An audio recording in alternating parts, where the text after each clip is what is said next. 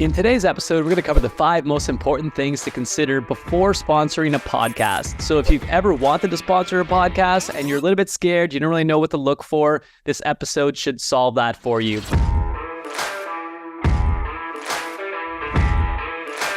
Before we get started though, my name is Joey Valancourt. For over the past 15 years, I've helped businesses scale using partnership marketing strategies and podcast advertising being one of those. Before we get started, make sure to hit the subscribe button, like, share, comment. All of these feed back into future episodes and I appreciate the support. With that being said though, let me back up and make sure you understand where I'm coming from. So by no means am I an expert, nor is anybody really an expert. I think we just continue to test, learn, grow, evolve, which is one of the core values that I live by these days. And it's not until after you've sponsored over hundreds of shows and you've experienced 10,000s of ads going live for your business, for your clients, and the people you're working with, that you start to uncover success principles. And podcast advertising is still fairly new in this industry, and we're all still learning how it applies, as well as how it's relevant to your business. So today, my goal is to give you 5 universal strategies on how to evaluate or understand which shows you're going to sponsor and should you do that or not. There's a great quote that I want to frame this episode with is, as Warren Buffett wisely said, a risk comes from not knowing what you're doing. Okay, so before you invest, understand that knowledge is your best asset. And these little 5-10 minute episodes are designed exactly for that, to add value and give you some frameworks for you and your team to use. Now, let's go and get into the 5 most important things to consider, as well as one bonus tip that I have for everybody that wants to get serious about scaling to a 7- and 8-figure marketing channel using podcast ads. So the first thing I would consider when looking at a podcast show: who else is advertising on the show? Now, this sounds obvious, of course, you're going to check this, but what I'm looking for is, are the direct competitors sponsoring this show? Yes. Then do they have exclusivity rights? Are they still sponsoring the show? And is there room for you to sponsor in addition to them? How close and how similar are the products? Because you have something else called affinity brands, or what I like to refer to as harmonized brands or harmonized audience or products, meaning your product is perfectly positioned for that audience, but the other products being displayed for advertising on that particular show are not the exact same thing, but it's the same category of audience who would benefit from your particular product. So if you have a sleep product and someone has blue light blocking glasses, that would be an affinity brand to you, but not a compete brand. But number one thing is to make sure that you understand who's advertising and if there's room for you to advertise it, if it makes sense with the other brands and other products being advertised on the show. Number 2, how much advertising is present on the show? Now, again, you have to become a fan of these podcast shows. You have to actually digest, listen, or at the very least have somebody on your team doing this. Because what I want to know is, are there other advertisers doing this, and how much? Because how much is going to dictate the success you're going to have in advertising. If somebody's never advertised before, then their audience isn't saturated and listening to ads all the time. However, if somebody's been around for 20 years and they're selling off more sponsored placements, meaning they're not just selling pre-roll, mid-roll, and ad rolls, they're actually selling multiples of these. Well, that particular skip button when it comes to listening to ads is getting demolished and smashed on that show. If that's the case, you don't want to put yourself into a show in a lineup, even if it sounds like a great particular podcast to be sponsoring. So just keep that in mind, and you can usually get a gut feeling on what the sense is when you're listening to a show and if you think that there's too many ads. But definitely you want to know the show and how much advertising they're currently doing. And there are some tools you can use to see this in an automated way, but a bootstrap way is just to listen to the episode or get somebody on your team to do it and then report back to you. Number 3, are they mission-based or are they transactional podcasts? Now, I'm talking podcasts today, but really we're talking partnerships. Now, at the end of the day, how is partner ABC, John or Sally doing? They might have a podcast, they might have a social channel. At the end of the day, they might be doing a combination of all different promos. But what I want to know is, are they a mission-based partner or are they a transactional partner? A mission-based partner cares about what they're promoting. They are interested, they want to try the product. They're also interested in getting performance for you, the brand or the company. Transactional, that woman's only in it for the money. They don't care. They want to cash a check. They maybe want to move on because they have so many other partners that they could sponsor or get sponsors from. So you really want to understand that. And typically when you're going through the onboarding phase with a partner, it'll have some leading indicators as to who they are. But I would 9 times out of 10 go after the mission-based partners. And there's some very strategic questions you can ask. And we're going to get into some of those in a second here. But just start to understand, do you feel like they're transactional, meaning they just want a paycheck from you, they don't care about the product, which is not what you want? Or are they mission-based? What are their core values? If you go to their site, if you listen to their podcast, their show, get in their ecosystem, get in the conversation, what are they talking about? And do you feel like it's a mission-based thing? Or is it just a content strategy and a monetization strategy, and they don't really care about the sponsors, but they do care about the cash? So make sure to understand both. Both do play a part in a monetization strategy, but in my opinion, mission-based lasts longer, and your efforts go a lot further whenever you're working with those types of partners. Number 4, reviews and customer testimonials. This one is really important. So the first thing I would do when looking at a podcast, beyond listening to it, is look at the actual reviews of the podcast. Now, as we all know, podcast reviews can be inflated by both buying people to do it, as well as getting friends to vote on it and to review it and to leave feedback.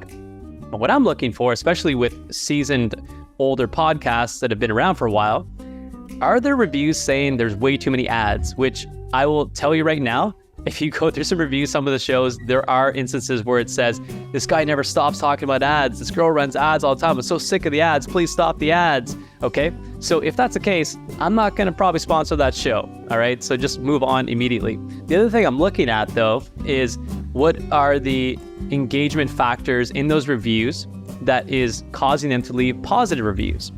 Is it that they love the topics, and are the topics congruent with what you want to talk about? Now, the other way you could look at it are YouTube comments. What are they talking about in the YouTube comment section? Again, are they talking about too many ads? Are they talking about endorsements? Is it a negative environment, or is it a positive experience when you're reading reviews in general across the board? So YouTube being one of them, podcast platforms being another, and then of course their website. Their website is going to be the telltale sign, provided they have products or something they're selling that allows for reviews to come into their ecosystem of their shop site or the e-com site. But they're customers at this point. Hopefully they're leaving good reviews. So again, state the obvious on a lot of these things, but make sure to check across the board as well as analyze it yourself. What are people's general demeanors when it comes to working with this partner or being within the environment of that particular partner's world? Is it positive? Is it uplifting? Or is it negative and pessimism? And again, who you associate with is going to dictate the results you get and the experience you have with those customers. Okay.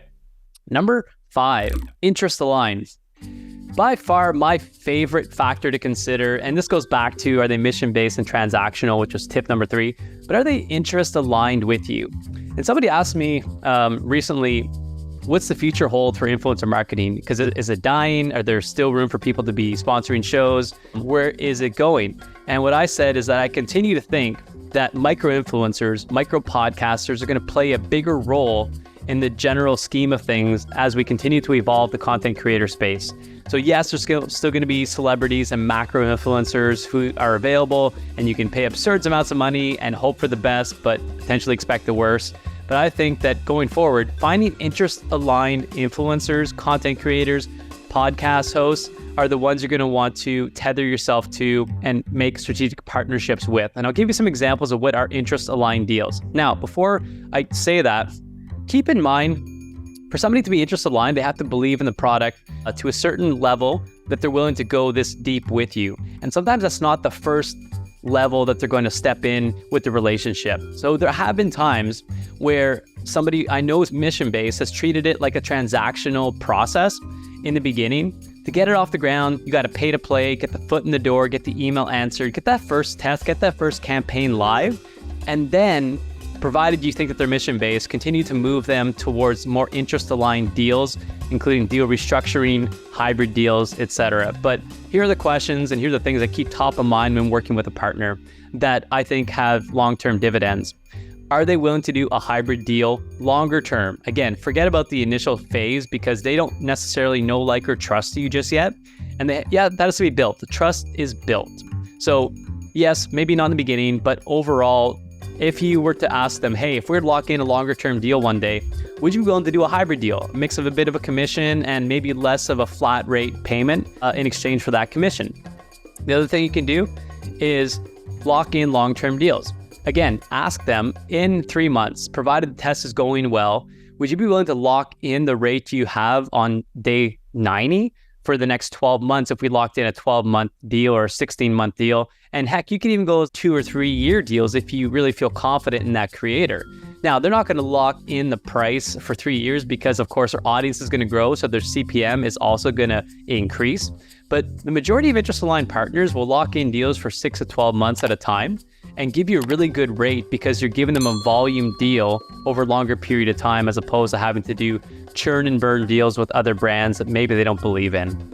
Now, the other thing to ask is, provided you have a spokesperson, are they willing to have you on the show? Now, this has to be a really good fit.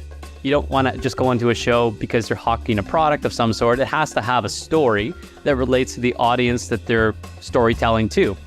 But if they say they're not interested, and in the event that it would have been a perfect fit, I would be less inclined to want to sponsor and work with somebody long-term because, again, it moves towards more transactional rather than mission-based, interest-aligned partnerships.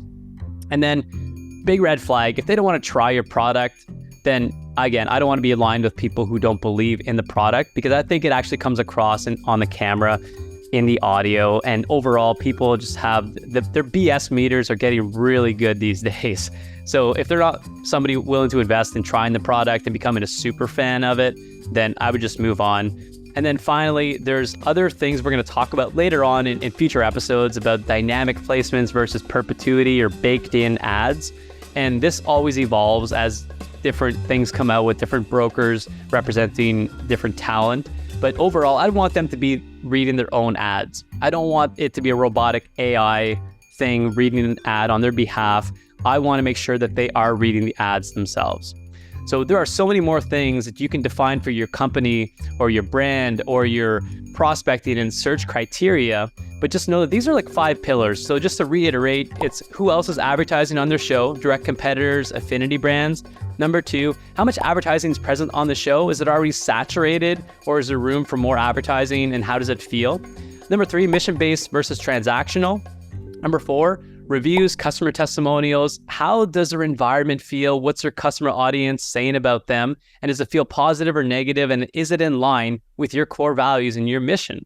And then number 5, are they interest aligned? Are they mission-based people that want to work with you longer term, or are they just going to be cashing your check and not really caring about your show or their show with your sponsorship? 6.1, the bonus that we mentioned at the beginning that I don't want to forget is retention rate. What's the retention rate of an advertiser on their show? Now, this is something you can't get, unfortunately, for free that I know of today. But in Magellan AI, which is a tool that I've invested in and I've used for the past 4 years and counting, is an analytics platform using AI technology that analyzes all the ad reads, all the podcasts out there today, and it also measures how much retention rate any given show has for sponsorships. So what I look for here is, did somebody sponsor the show for a month and then move on? And does that happen again and again? In that case, it means that people are trying the show, people aren't buying, and then the sponsorship's dropping off. So what I'm looking for is like a retention rate of like 30 to 50% at the very least, and upwards of 75% for the really good engaging shows. And that retention rate tells me that people are repeat buying sponsorships on that show and that it's working.